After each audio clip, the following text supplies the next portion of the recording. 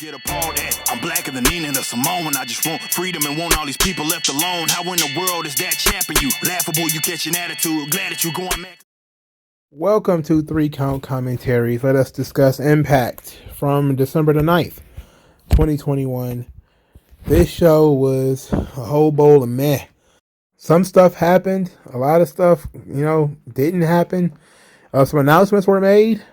Some stakes were raised. Some of the good elements was there. We all have to see if they nail the landings. So, first match, Chris Sabin and Mickie James versus Matthew Raywalt and Deonna Purrazzo. Wasn't excited for this. For starters, Matt Raywalt is in it. Secondly, Chris Sabin is in it. Chris Sabin has been, I don't know, he's not as bad as Eddie Edwards, but he's getting there.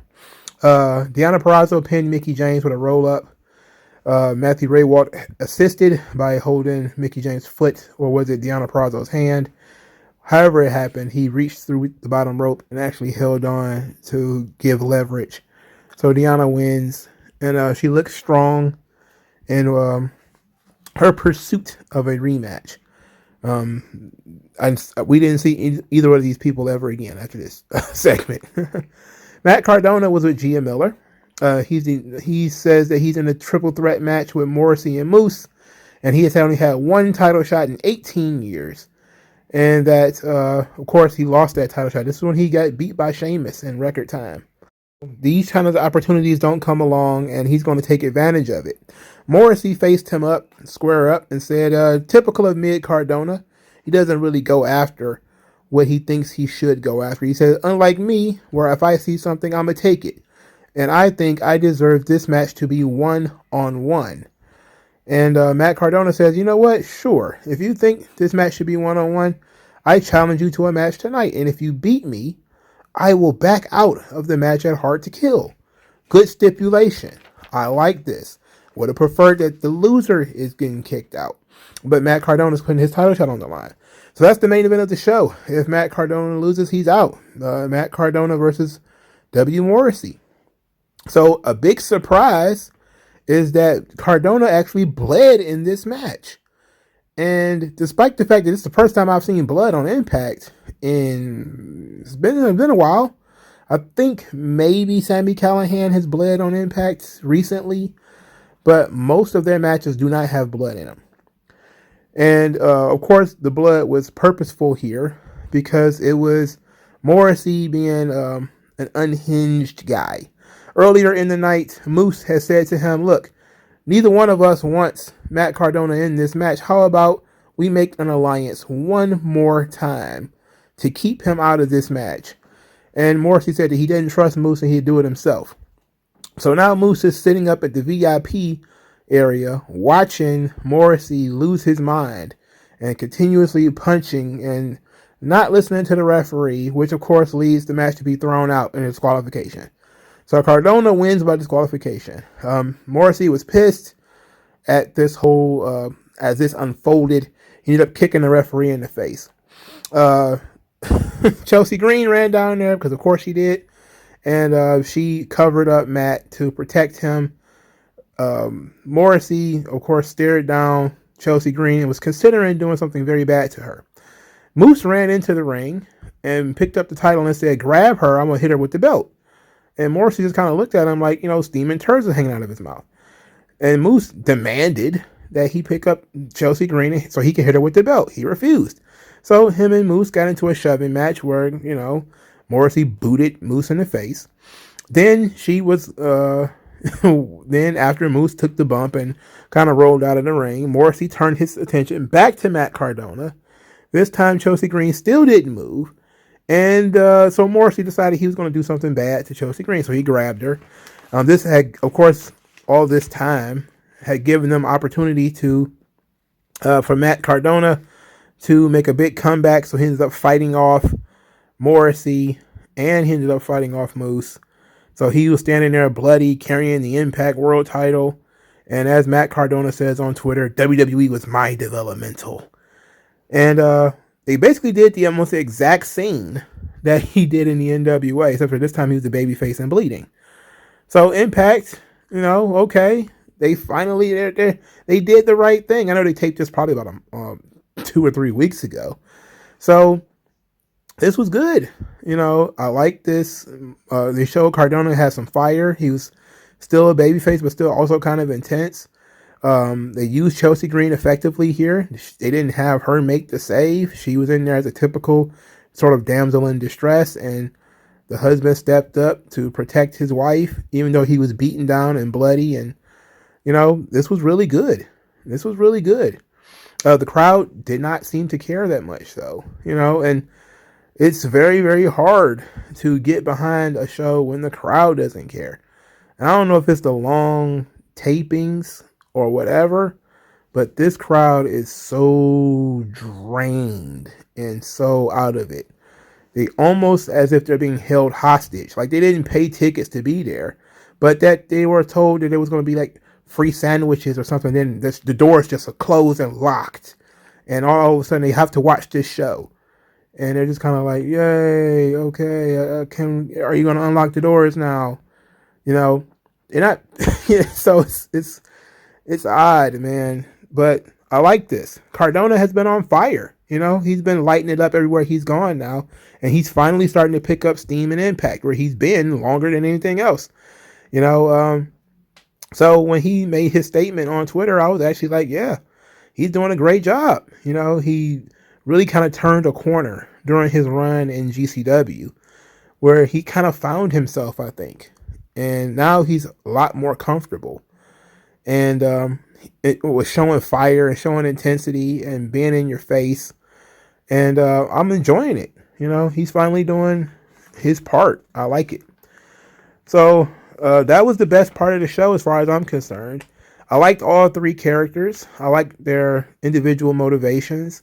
Also like that they're all making their own decisions. I like that Morrissey shot down the idea of teaming with Moose again, even though the temptation is there.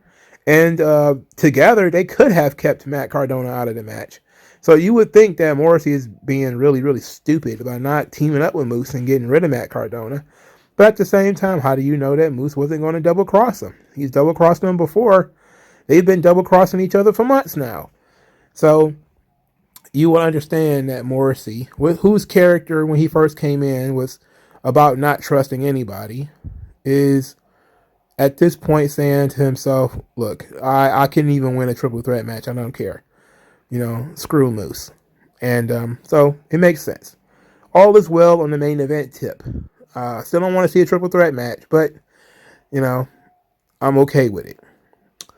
Violent by Design. Eric Young cut a promo saying that Rhino was like a rat to electrified cheese, and that he thought that Rhino was going to be part of something special, Violent by Design. But then he ended up being a part of something equally special, the Monument of Violence. And that the design has always involved Rhino. And that the design may change and it may mutate, but it will always involve Rhino. This led to the street fight, Eric Young versus Rhino. Another match where the crowd just didn't really... They chanted ECW. And I'm telling you, every year the ECW chants continue, we stray further from God's light. Every year that y'all continue to chant for ECW is another year that the wrestling business is in the gutter. Stop it. Stop doing that. In any event, Eric Young wins with the power driver. Eric Young had told Violent by Design to stay behind. Of course, they didn't do it. The crews came out anyway. So Doring and Diener had come out there, and Willie Mack and Rich Swann came out there, and then the Good Brothers came out there. The Good Brothers came out to beat up Willie Mack and Rich Swann because, they've had this tag team thing with them. And it was just a whole lot of mess. Rhino lost again. The question now becomes, when is Eric Young going to get his comeuppance? At some point, Eric Young has to lose a match to Rhino so that Rhino could at least be made whole, and therefore we can move on. But I'm interested in where we're going, because now we're at the point where Violent by Design is sort of teaming up with the Good Brothers. Kind of. And Rhino has this makeshift in partnership with, this big real partnership with Heath. But now, Rich Swann and Willie Mack are also involved. Of course, you got yourself a nice little 10-man tag here, well, an 8-man tag rather. But not sure if anybody wants to see it. I would have saved this Street Fighter. Maybe they have something else planned. Maybe it's a more violent match that they have planned. But I would think that Rhino would have won the one-on-one match. That was just me. I'm surprised that they had him lose that match. So Rohit Raju was going to wrestle Lawrence D in a match where let's be honest, man, I wasn't going to watch this. I was not going to watch this at all. Josh Alexander came out there and interrupted the match, kicked them both out, and then called out for Jonah. Scott D'Amore came out there, reiterated all that crap about he needs to keep his emotions in check. Josh Alexander beat up that guy that hangs out with Rohit Raju and said that was keeping his emotions in check. Scott D'Amore said that he could wrestle Jonah at the pay-per-view, and it's set up for Jonah versus Josh Alexander at Hard to Kill. And that's fine and all.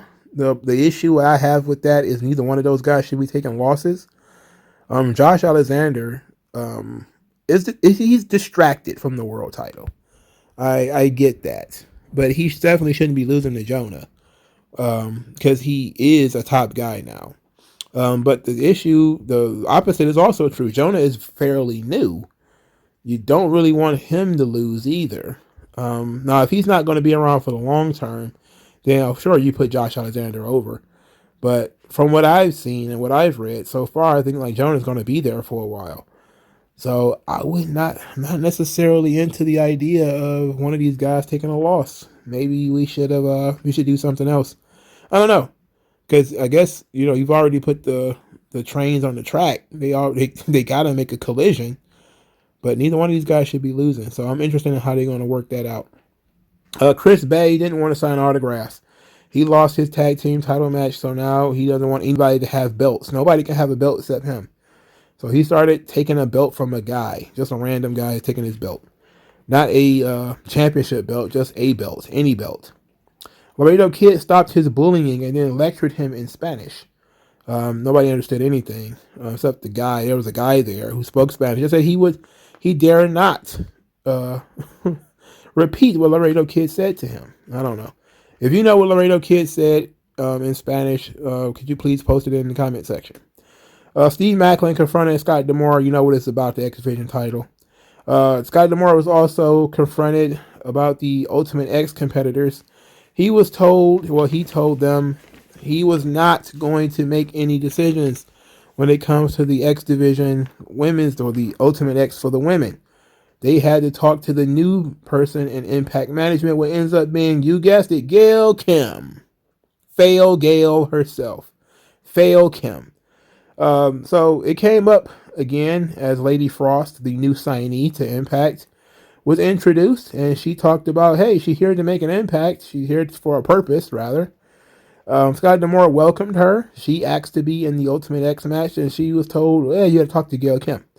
Gail Kim walked up and announced the 6 members of the Ultimate X match, and that Lady Frost, despite the fact that she's, new to the company, is one of the people in it. The others are Chelsea Green, Rosemary, Jordan Grace, Tasha Steeles, and Rachel Ellering. So it's going to be 6 women in an Ultimate X match at Hard to Kill.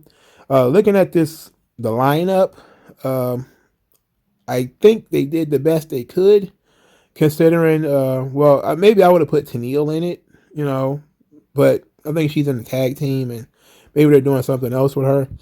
So I think she might have been the only one that I think is actually missing. It may be Havoc, but I think Rosemary kind of fits the Havoc bill. Also, I don't see why Rachel Ellering's in it. Rachel is awful. She is. Lady Frost is not bad. I've seen her in NWA.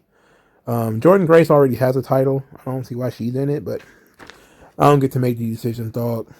All right, so the third match on the show, the Learning Tree. Zicky Dice and VSK lost to FinJuice. And this is the part of the show where I have to stop and we talk about some theme music. I know. I think last week I talked about that Rachel Ellering's theme song is one of the worst theme songs I've ever heard in the history of the wrestling business. And that easily remains the case. But I think we have a new contender. The Fin Juice theme song is so fucking annoying that I really want to shoot myself with a crossbow. That is not possible for you to have music that is so awful. Fin Juice theme song is awful. It is horrible.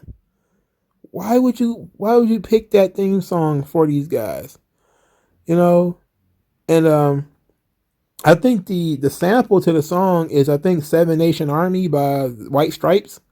Like, is it do do do do do do do do? That's not White Stripes. That's the hardest button to button.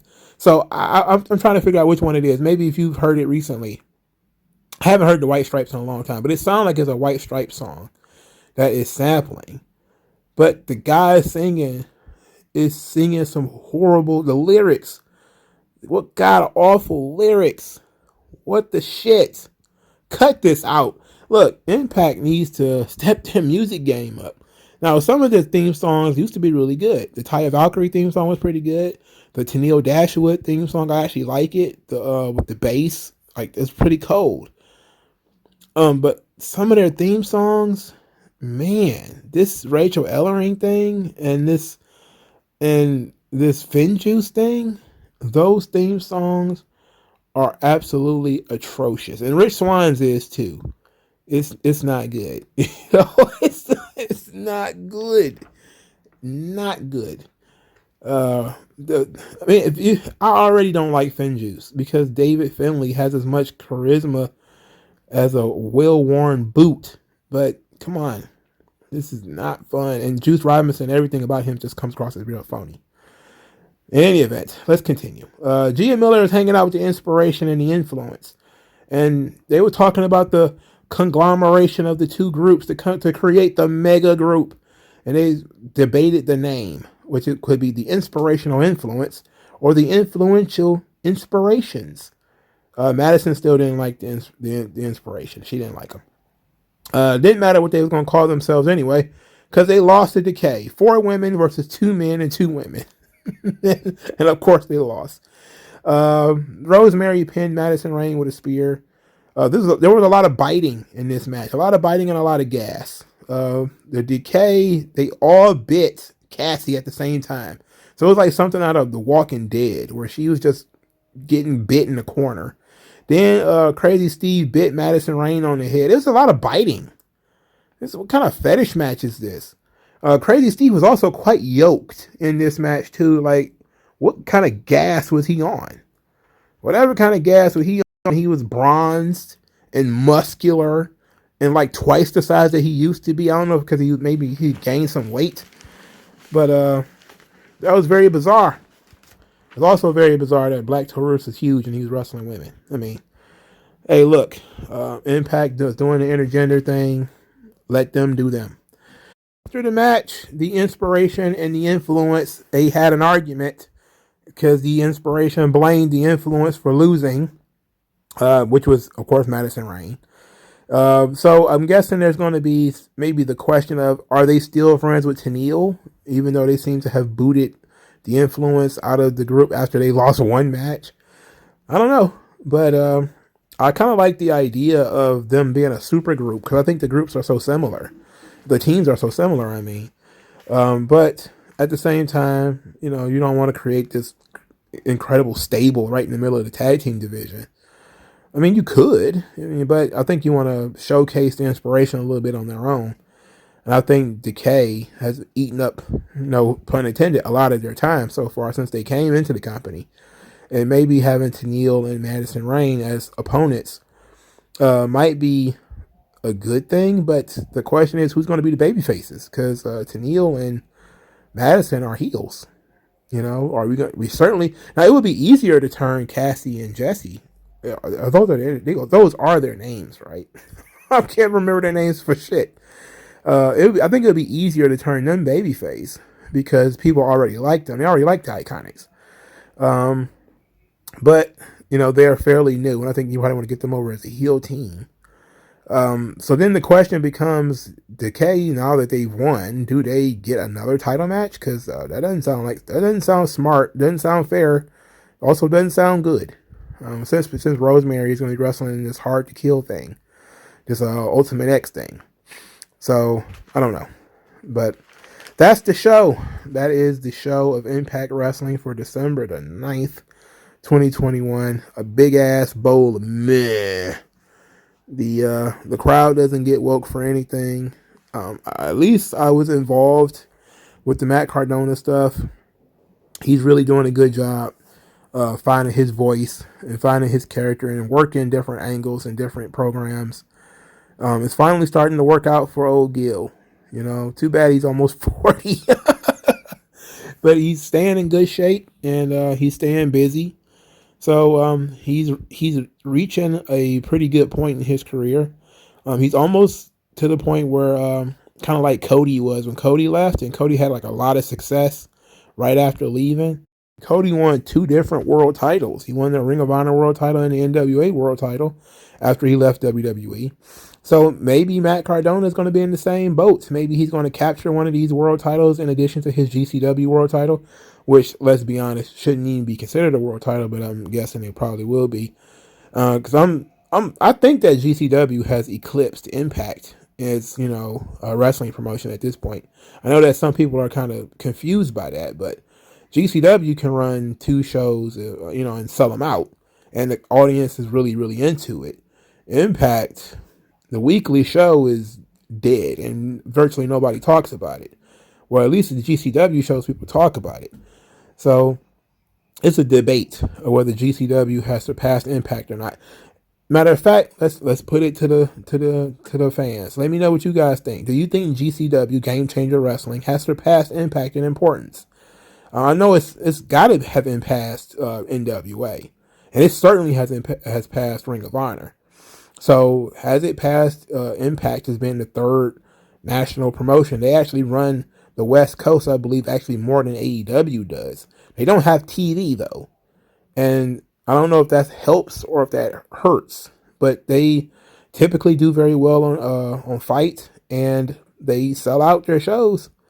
You know, and their tickets start at $30. I looked at the ticket sales for the Detroit show that's coming up in January, and they're doing a pretty good job of selling them out, you know. So let me know what you guys think in the comment section below. Like this video, share this video, subscribe to the channel, donate to the channel. Thank you guys for your time, and I will talk to you guys later, man. Peace out. Tell me what's worse than learning all that you led to believe was all horse crap. They distort, so question as